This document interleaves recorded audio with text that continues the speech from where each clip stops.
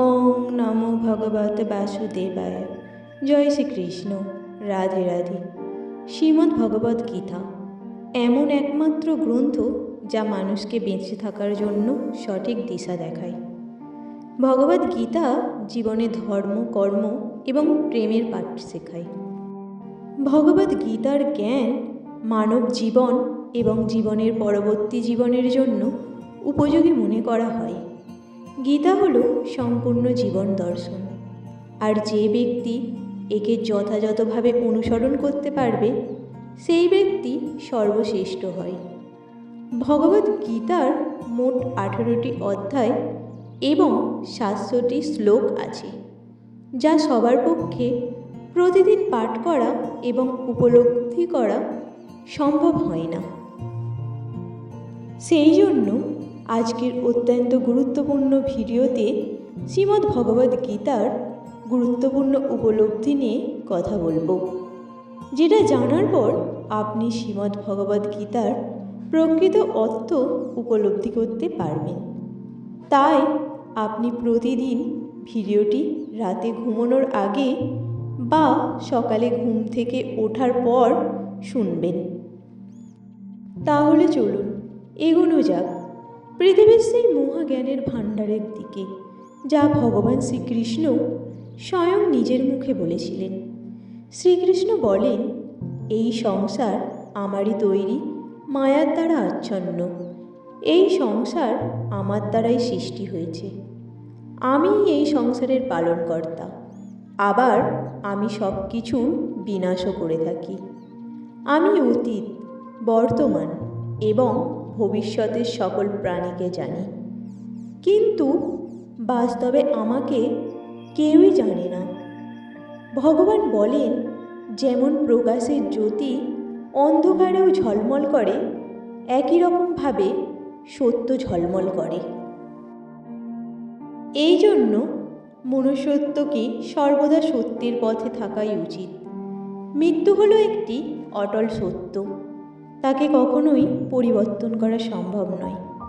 যখন থেকে এই সংসার নির্মাণ হয়েছে তখন থেকেই জন্ম ও মৃত্যুর চক্র অনবরত ঘুরে চলেছে।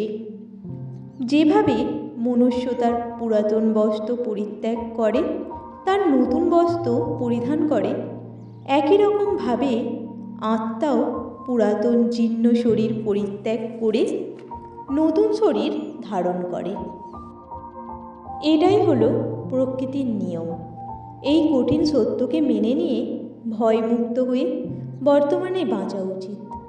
নিজের মনের ভেতর থেকে খারাপ গুণগুলোকে পরিত্যাগ করার কথা বলা হয়েছে ভগবদ্ গীতায়। জেনে নেওয়া যাক ভগবান শ্রীকৃষ্ণর 101টি উক্তি, যা আপনি প্রতিদিন একবার শুনলে আপনার জীবনের সুখ শান্তি ফিরে পাবেন। হ্যালো বন্ধুরা, ইন্ডিয়ান টেম্পলস ট্যুর চ্যানেলে আপনাদের সকলকে স্বাগত। আমরা চলে এসেছি আরও একটি নতুন ভিডিওর সাথে। যখনই ধর্মের অবক্ষয় ঘটে এবং জীবনের উদ্দেশ্য বিস্মৃত হয়, আমি পৃথিবীতে আবির্ভূত হই। আমি প্রতিটি যুগেই জন্মগ্রহণ করি, সৎকে রক্ষা করতে, অসৎকে বিনাশ করতে এবং ধর্ম পুনঃপ্রতিষ্ঠা করতে। তারা যেভাবে আমার কাছে আসে আমিও সেভাবেই তাদের গ্রহণ করি। হে অর্জুন, সকল পথই আমার দিকে ধাবিত হয়। আমি সৃষ্টির আদি, মধ্য এবং অন্ত। পশুদের মধ্যে আমি সিংহ, পাখিদের মধ্যে ঈগল, গরু। আমি প্রহ্লাদ, অসুরদের ঊর্ধ্বে আমার জন্ম, এবং যা কিছু পরিমাপ করে আমিই কাল। আমি মৃত্যু, যা সর্বগ্রাসী এবং ভবিষ্যতে জন্ম নিতে যাওয়া সকল সত্তার উৎস। শুধু মনে রেখো যে আমি আছি এবং আমার সত্তার সামান্য এক কণা দিয়েই আমি সমগ্র মহাবিশ্বকে ধারণ করে আছি। হে অর্জুন, এই দেখো লক্ষ দেবালয়, যাদের বর্ণ ও রূপের অগণিত বৈচিত্র্য। এই বিশ্বজগতের দেবগণকে দেখো এবং আরও বহু বিস্ময় যা পূর্বে কখনো প্রকাশিত হয়নি। আমার দেহের অভ্যন্তরে গুণায়মান সমগ্র ব্রহ্মাণ্ডকে দেখো এবং অন্যান্য যা কিছু তুমি দেখতে চাও সে সকলকেও দেখো। আমি সময়, সকলের সংহারক। আমি জগৎকে গ্রাস করতে এসেছি। আমার কাছে সেই ব্যক্তি প্রিয় যে সুখের পেছনে ছোটে না বা কষ্ট থেকে পালায় না, শোক করে না, লালসা করে না, বরং যা ঘটে তাকে যেভাবেই আসতে ও যেতে দেয়। যেমন সমগ্র গ্রামাঞ্চল প্লাবিত হলে একটি জলাধার প্রায় কোনো কাজেই আসে না, তেমনি সেই আলোকিত পুরুষ বা নারীর কাছে ধর্মগ্রন্থ উপায় কোনো কাজে আসে না, যিনি প্রভুকে সর্বত্র দেখেন। কেবল তারাই প্রকৃত দৃষ্টিপাত করেন যারা প্রত্যেক সৃষ্ট জীবের মধ্যে প্রভুকে একরূপে দেখেন, যারা সকল মরণশীলের অন্তরে অমৃতকে দেখেন। সর্বত্র একই প্রভুকে দেখে তারা নিজেদের বা অন্যের কোনো ক্ষতি করেন না। এভাবে তারা পরম লক্ষ্যে উপনীত হন। আমার শক্তির এক ফোঁটা দিয়ে আমি পৃথিবীতে প্রবেশ করি এবং সকল প্রাণীর ধারণ করি। জীবনদায়ী তরলের আধার চাঁদের মাধ্যমে আমি সকল উদ্ভিদকে পুষ্ট করি। আমি শ্বাস প্রশ্বাসরত প্রাণীদের মধ্যে প্রবেশ করি এবং জীবনদায়ী শ্বাসরূপে তাদের অন্তরে বাস করি। আমি পাকস্থলীর সেই অগ্নি যা সকল খাদ্য হজম করে। এই আত্মঘাতী নরকে তিনটি প্রবেশদ্বার আছে, কাম, ক্রোধ ও লোভ। এই তিনটি পরিহার করো। ইন্দ্রিয় সুখ প্রথমে অমৃতের মতো মনে হলেও আদতে তা বিষের মতোই তিক্ত।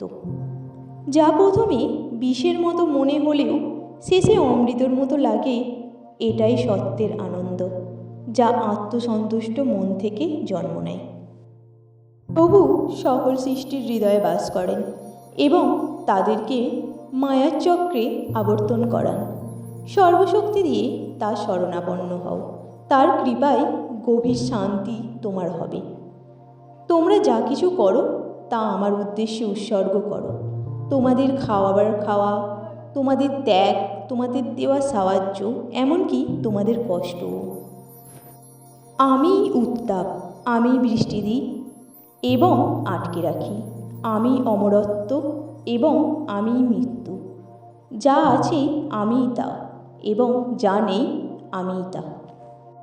যারা বিশ্বাস ও ভক্তি সহকারে অন্যান্য দেবতাদের উপবাস করেন, তারা প্রচলিত রূপ পালন না করলেও আমারই উপবাস করেন। অর্জুন আমিই সকল উপাসনার লক্ষ্য, তার ভক্তা এবং প্রভু। যারা মৃত্যুকালে আমাকে স্মরণ করে তারা আমার কাছে আসবে, এই বিষয়ে কোনো সন্দেহ করো না। মৃত্যুকালে মন যা অধিকার করে থাকে তাই মুমুক্ষু ব্যক্তির গন্তব্য নির্ধারণ করে। সে সর্বদা সেই অবস্থার দিকেই ধাবিত হবে। ধ্যানে দক্ষতা অর্জন করলে মন বায়ুহীন স্থানে প্রদীপের শিখার মতো অবিচল হয়ে যায়। যারা সকল স্বার্থপর বাসনা ত্যাগ করে এবং আমি, আমরা ও নিজস্ব এর অহংকারের খাঁচা ভেঙে প্রভুর সঙ্গে মিলিত হন, তারাই চিরকালের জন্য মুক্ত। তারাই পরম অবস্থা। এই অবস্থা লাভ করুন এবং মৃত্যু থেকে অমরত্বের গমন করুন। তারাই প্রজ্ঞার সাথে জীবনযাপন করেন, যারা সকলের মধ্যে নিজেদেরকে এবং সকলের মধ্যে সকলকে দেখেন, যারা হৃদয়কে পীড়নকারী সকল স্বার্থপর বাসনা ও ইন্দ্রিয় লালসা ত্যাগ করেছেন। কর্মের অর্থ নিহিত রয়েছে অভিপ্রায়ের মধ্যে। কর্মের পেছনের অভিপ্রায়টাই আসল। যারা কেবল কর্মফলের আকাঙ্ক্ষায় উদ্বুদ্ধ হয় তারা দুঃখী, কারণ তারা নিজেদের কৃতকর্মের পরিণাম নিয়ে সর্বদা উদ্বিগ্ন থাকে। তোমার কাজ করার অধিকার আছে, কিন্তু কাজের ফলের উপর নয়। পুরস্কারের লোভে তোমার কোনো কাজে লিপ্ত হওয়া উচিত নয়, আবার নিষ্ক্রিয়তারও আকাঙ্ক্ষা করা উচিত নয়। হে অর্জুন, এই জগতে আত্মস্থ একজন মানুষ হিসেবে কর্ম সম্পাদন করো। স্বার্থপরতা বর্জিত হয়ে এবং সাফল্যর ব্যর্থতা উভয় অবস্থাতেই, কারণ যোগই হলো মনের নিখুঁত সমতা। সৃষ্টির শুরুতেই আমি শুদ্ধ হৃদয়ের জন্য দুইটি পথের ঘোষণা দিয়েছিলাম: জ্ঞানযোগ, যা আধ্যাত্মিক প্রজ্ঞার মননশীল পথ, এবং কর্মযোগ, যা নিঃস্বার্থ সেবার সক্রিয় পথ। এই দুইটিই হলো যোগের মৌলিক ভিন্ন প্রকার। সর্বদা অন্যের কল্যাণের কথা মনে রেখে নিজের কাজ করো। এই ধরনের কাজের দ্বারাই জনপূর্ণতা লাভ করেছিলেন। অন্যরাও এই পথ অনুসরণ করেছেন। হে অর্জুন, এই ত্রিভুবনে আমার লাভ করার মতো কিছুই নেই, কিংবা এমন কিছুই নেই যা আমার নেই। আমি কাজ করে চলি, কিন্তু আমার নিজের কোনো প্রয়োজন আমাকে চালিত করে না। অজ্ঞেরা নিজেদের লাভের জন্য কাজ করে অর্জুন। জ্ঞানীরা নিজেদের কথা না ভেবে জগতের কল্যাণের জন্য কাজ করে। অন্যের ধর্মে সফল হওয়ার চেয়ে নিজের ধর্মে চেষ্টা করাই শ্রেয়। নিজের ধর্ম অনুসরণে কোনো ক্ষতি হয় না, কিন্তু অন্যের ধর্মের প্রতিযোগিতা ভয় ও নিরাপত্তাহীনতায় জন্ম দেয়। ইন্দ্রিয়সমূহ দেহের চেয়ে উচ্চতর, মন ইন্দ্রিয়ের চেয়ে উচ্চতর। মনের ঊর্ধ্বে বুদ্ধি এবং বুদ্ধির ঊর্ধ্বে আত্মা। অতএব যা পরম তা জেনে আত্মাকে অহংকারের উপর রাজত্ব করতে দাও। তোমার পরাক্রমশালী বাহুর দ্বারা স্বার্থপর বাসনা নামক উগ্র শত্রুকে বধ করো। হে অর্জুন, তুমি ও আমি বহু জন্ম পেরিয়ে এসেছি। তুমি ভুলে গেছো, কিন্তু আমার সব মনে আছে। আমার প্রকৃত সত্তা অজাত ও অপরিবর্তনীয়। আমি সেই প্রভু, যিনি প্রতিটি সৃষ্ট জীবের অন্তরে বাস করেন। আমার নিজস্ব মায়ার শক্তিতে আমি এক সসীম রূপে প্রকাশিত হই। যাঁরা আমাকে তাদের নিজ দিব্য সত্তা বলে জানেন, তারা এই বিশ্বাসকে ভেঙে ফেলেন যে তারা কেবলই একটি দেহ এবং পৃথক জীব হিসেবে পুনর্জন্ম লাভ করেন না। হে অর্জুন, এমন একজন আমার সঙ্গে একীভূত হন। স্বার্থপর আসক্তি, ভয় ও ক্রোধ থেকে মুক্ত হয়ে আমাতে পরিপূর্ণ হয়ে আমার কাছে নিজেদের সমর্পণ করে আমার সত্তার অগ্নিতে শুদ্ধ হয়ে অনেকেই আমাতে একাত্মতার অবস্থা লাভ করেছেন। কর্ম আমাকে আঁকড়ে ধরে না, কারণ আমি তার ফলাফলের প্রতি আসক্ত নই।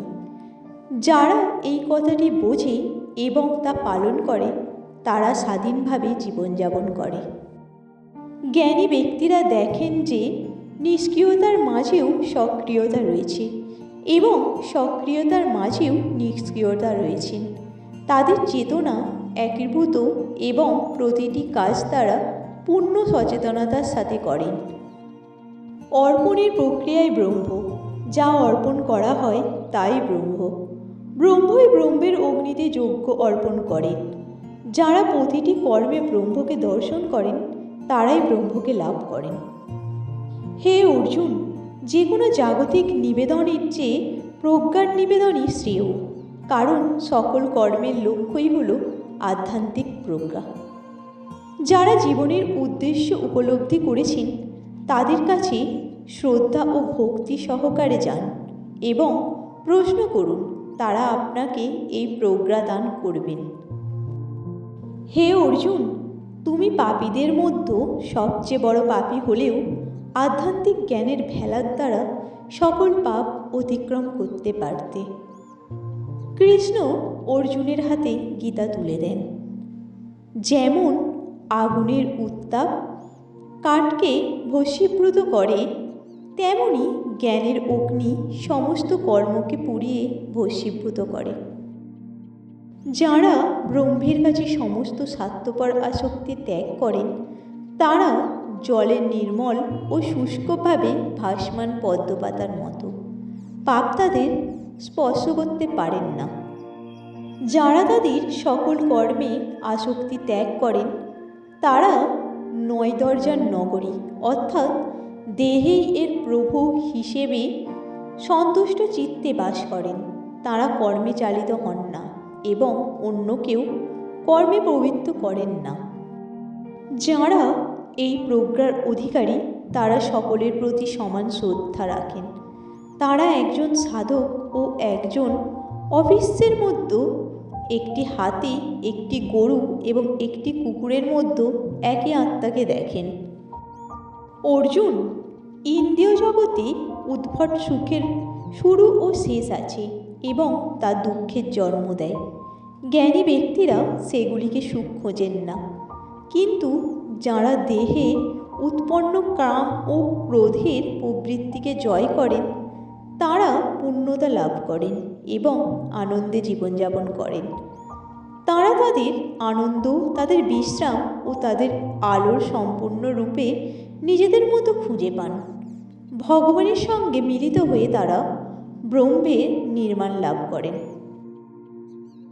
ক্রোধ ও স্বার্থপর বাসনা থেকে মুক্ত মননে একীভূত হয়ে যাঁরা যোগের পথ অনুসরণ করেন এবং আত্মাকে উপলব্ধি করেন তারা সেই পরম অবস্থায় চিরকালের জন্য প্রতিষ্ঠিত হন। আমাকে সকল সৃষ্টির বন্ধু, বিশ্বজগতের প্রভু, সকল নৈবেদ্য ও সকল আধ্যাত্মিক সাধনার শেষ পরিণতি হিসেবে জেনে তারা শাশ্বত শান্তি লাভ করে। যাদের শক্তির অভাব রয়েছে বা যারা কর্ম থেকে বিরত থাকে তারা নয়, বরং যারা কোনো পুরস্কারের প্রত্যাশা ছাড়াই কাজ করে তারাই ধ্যানের লক্ষ্য অর্জন করে। যারা নিজেদের কর্মের ফলাফলের প্রতি আসক্তি ত্যাগ করতে পারে না তারা পথ থেকে অনেক দূরে থাকে। নিজের ইচ্ছা শক্তির দ্বারা নিজেকে নতুন করে গড়ে তোলো। কখনো আত্মইচ্ছার দ্বারা নিজেকে অধঃপতিত হতে দিও না। ইচ্ছাই আত্মার একমাত্র বন্ধু এবং ইচ্ছাই আত্মার একমাত্র শত্রু। যারা নিজেদেরকে জয় করেছেন তাদের কাছে ইচ্ছা শক্তির বন্ধু, কিন্তু যারা নিজেদের অন্তরের আত্মাকে খুঁজে পায়নি তাদের কাছে এটি শত্রু। যারা আত্মজয়ী তাদের চেতনার মধ্যেই পরম সত্তা প্রকাশিত হন। তারা শীত উষ্ণতা, সুখ দুঃখ, প্রশংসা নিন্দা সর্বাবস্থাতেই শান্তিতে বাস করেন। আত্মার শান্তিতে সকল ভয় বিলীন করে। সমস্ত কর্ম ব্রহ্মের প্রতি উৎসর্গীকৃত করে মনকে বশীভূত করে, আমাতে স্থির করে। আমাকেই তোমার একমাত্র লক্ষ্য রেখে ধ্যানে বসো। অর্জুন, যারা খুব বেশি খায় বা খুব কম খায়, খুব বেশি ঘুমায় বা খুব কম ঘুমায় তারা ধ্যানে সফল হবে না, কিন্তু যারা খাওয়া দাওয়া ও ঘুম, কাজ ও বিনোদনে সংযমী তারা ধ্যানের মাধ্যমে দুঃখের অবসান ঘটাবে। স্থির মনে ধ্যানের গভীরতায় আত্মা নিজেকে প্রকাশ করে। আত্মার দ্বারা আত্মাকে দর্শন করে সাধকপূর্ণ সিদ্ধির আনন্দ ও শান্তি লাভ করেন। বাইরে সন্তুষ্টির সন্ধানে মন যেখানেই চঞ্চল ও বিক্ষিপ্ত হয়ে ঘুরে বেড়াক না কেন তাকে অন্তর্মুখী করুন। আত্মায় স্থির হতে তাকে প্রশিক্ষণ দিন। যারা প্রতিটি সৃষ্টির মধ্যে আমাকে উপলব্ধি করেছে আমি তাদের কাছে সর্বদা উপস্থিত। সমস্ত জীবনকে আমারই প্রকাশ হিসেবে দেখে তারা আমার থেকে কখনোই বিচ্ছিন্ন হয় না। যখন কোনো ব্যক্তি অন্যের সুখ দুঃখকে নিজের সুখ দুঃখের মতো করে গ্রহণ করে তখন সে আধ্যাত্মিক মিলনের সর্বোচ্চ অবস্থা লাভ করে। যে ভালো কাজ করে তার কখনোই কোনো খারাপ পরিণতি হয় না, ইহকালেও না বা পরকালেও না। বহু জন্ম ধরে নিরন্তর প্রচেষ্টার মাধ্যমে মানুষ সকল স্বার্থপর বাসনা থেকে শুদ্ধ হয়ে জীবনের পরম লক্ষ্যে উপনীত হয়। কঠোর তপস্যা ও জ্ঞান পথের চেয়ে ধ্যান শ্রেষ্ঠ। এটি নিঃস্বার্থ সেবার চেয়েও শ্রেষ্ঠ। অর্জুন, আপনি ধ্যানের লক্ষ্যে উপনীত হন। যারা ধ্যান করেন তাদের মধ্যেও সেই পুরুষ বা নারী যিনি পূর্ণ বিশ্বাসে আমার আরাধনা করেন এবং আমাতে সম্পূর্ণরূপে নিমগ্ন থাকেন, তিনি যোগে সবচেয়ে দৃঢ়ভাবে প্রতিষ্ঠিত। হে অর্জুন, আমার প্রতি মন নিবদ্ধ রেখে যোগাভ্যাসের দ্বারা নিজেকে সংযমী করো, সম্পূর্ণরূপে আমার উপর নির্ভর করো। শোনো, আমি তোমার সমস্ত সন্দেহ দূর করব। তুমি আমাকে সম্পূর্ণরূপে জানতে পারবে এবং আমার সঙ্গে একাত্ম হবে। স্বয়ং মহাবিশ্বের জন্ম ও বিনাশ আমার মধ্যেই সংঘটিত হয়। আমার থেকে পৃথক কোনো কিছুরই অস্তিত্ব নেই অর্জুন। সমগ্র বিশ্ব ব্রহ্মাণ্ড আমার রত্নহারের মতো আমার থেকে ঝুলছে। হে অর্জুন, আমি নির্মল জলের স্বাদ এবং সূর্য ও চন্দ্রের তেজ। আমি পবিত্র বাণী, বাতাসে প্রতিধ্বনিত ধ্বনি এবং মানুষের সাহস। আমি পৃথিবীর সুবাস ও অগ্নির তেজ। আমি প্রত্যেক প্রাণীর অন্তরের জীবন এবং সাধকের সাধনা। হে অর্জুন, আমার নিত্য বীজ প্রতিদিন জীবের মধ্যেই বিদ্যমান। যারা বুদ্ধিমান আমি তাদের বিচার বুদ্ধি এবং মহৎ ব্যক্তির গৌরব। যারা শক্তিশালী তাদের মধ্যে আমি রিপু ও স্বার্থপর আসক্ত থেকে মুক্ত শক্তি। আমি স্বয়ং বাসনা, যদি সেই বাসনা জীবনের উদ্দেশ্যের সঙ্গে সামঞ্জস্যপূর্ণ হয়। সত্য, রজ ও তম অবস্থা আমার থেকেই আসে, কিন্তু আমি সেগুলির মধ্যে থাকি না। ত্রিগুণ মিলে আমার দিব্য মায়া গঠিত, তা অতিক্রম করা দুর্ভেদ্য। কিন্তু যারা আমায় আশ্রয় গ্রহণ করে তারা এই মায়া অতিক্রম করে যায়।